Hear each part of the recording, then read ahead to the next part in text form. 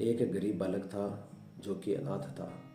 एक दिन वो बालक एक संत के आश्रम में आया और बोला कि बाबा, आप सबका ध्यान रखते हैं, मेरा इस दुनिया में कोई नहीं है, तो क्या मैं यहाँ आपके आश्रम में रह सकता हूँ? बालक की बात सुनकर संत बोले, बेटा तेरा नाम क्या है? उस बालक ने कहा, मेरा कोई नाम नहीं है। तब संत ने उस बालक का नाम रामदास रखा और बोले कि अब तुम आज से यहीं आश्रम में हमारे साथ ही रहना। रामदास वहीं रहने लगा और आश्रम के सारे काम भी करने लगा। धीरे धीरे समय गुजरने लगा और जब उन संत की आयु 80 वर्ष की हो गई, एक दिन वो अपने शिष्यों से बोले कि मुझे तीर्थ यात्रा पर जाना है, तुम में से कौन कौन मेरे साथ चलेगा और कौन कौन आश्रम में रुकेगा? संत की बात सुनकर सारे शिष्य बोले कि हम आपके साथ चलेंगे, क्योंकि उनको पता था कि यहाँ आश्रम में रुकेंगे तो सारा काम करना पड़ेगा। इसलिए सभी बोले कि हम तो आपके साथ तीर्थ यात्रा पर चलेंगे। अब संत सोच में पड़ गए कि किसे साथ ले जाएं और किसे नहीं, क्योंकि आश्रम पर किसी का रुकना भी जरूरी था। बालक रामदास संत के पास आया और बोला, बाबा अगर आपको ठीक लगे तो मैं यहीं आश्रम पर रुक जाता हूँ। संत ने कहा, ठीक है, पर तुझे आश्रम का सारा काम करना पड़ेगा। आश्रम की साफ सफाई में भले ही कमी रह जाए, पर ठाकुर जी की सेवा में कोई कमी मत रखना। रामदास ने संत से कहा कि बाबा मुझे तो ठाकुर जी की सेवा करनी नहीं आती, आप बता दीजिए कि ठाकुर जी की सेवा कैसे करनी है, फिर मैं कर दूंगा। संत रामदास को अपने साथ मंदिर ले गए। वहाँ मंदिर में राम दरबार की झांकी थी। श्री राम जी, सीता जी, लक्ष्मण जी और हनुमान जी थे। संत ने बालक रामदास को ठाकुर जी की सेवा कैसे करनी है सब कुछ अच्छे से सिखा दिया।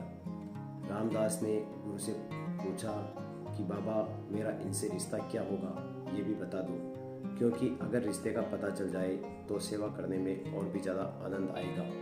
उन संत ने बालक रामदास से कहा कि तू कहता था ना कि मेरा कोई नहीं है, तो आज से ये राम जी और सीता जी तेरे माता पिता है। रामदास ने साथ में खड़े लक्ष्मण जी को देखकर कहा, अच्छा बाबा, और ये जो पास में खड़े हैं वो कौन है? संत ने कहा, ये तेरे चाचा जी हैं, और हनुमान जी के लिए कहा कि ये तेरे बड़े भैया हैं। रामदास सब समझ गया और फिर उनकी सेवा करने लगा। संत शिष्यों के साथ यात्रा पर चले गए।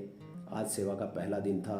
रामदास ने सुबह उठकर स्नान किया और भिक्षा मांग कर लाया और फिर भोजन तैयार किया। फिर भगवान को भोग लगाने के लिए मंदिर आया। रामदास ने श्री राम, सीता, लक्ष्मण और हनुमान जी के आगे एक एक थाली रख दी और बोला, अब पहले आप खाओ फिर मैं भी खाऊंगा।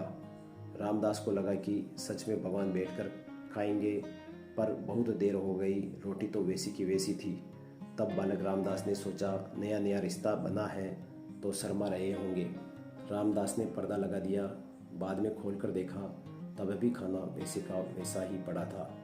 अब तो रामदास रोने लगा और मुझसे सेवा में कोई गलती हो गई है, इसलिए भगवान खाना नहीं खा रहे हैं, और अगर ये खाना नहीं खाएंगे तो मैं भी नहीं खाऊंगा और मैं भूख से मर जाऊंगा, इसलिए मैं तो अब पहाड़ से कूदकर ही मर जाऊंगा।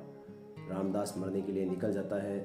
तब भगवान राम जी हनुमान जी को कहते हैं, हनुमान जाओ उस बालक को लेकर आओ और बालक से कहो कि हम खाना खाने के लिए तैयार हैं।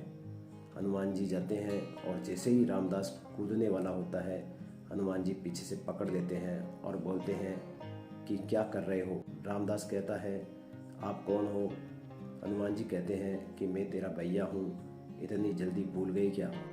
रामदास कहता है, अब आए हो, इतनी देर से वहाँ आश्रम में बोल रहा था कि खाना खा लो, तब तो आए नहीं, अब क्यों आ गए? तब हनुमान जी बोले, पिताश्री का आदेश है कि अब हम सब साथ बैठकर खाना खाएंगे। फिर राम जी, सीता जी, लक्ष्मण जी, हनुमान जी साक्षात बैठकर भोजन करते हैं। इसी तरह रामदास रोज उनकी सेवा करता और भोजन करता।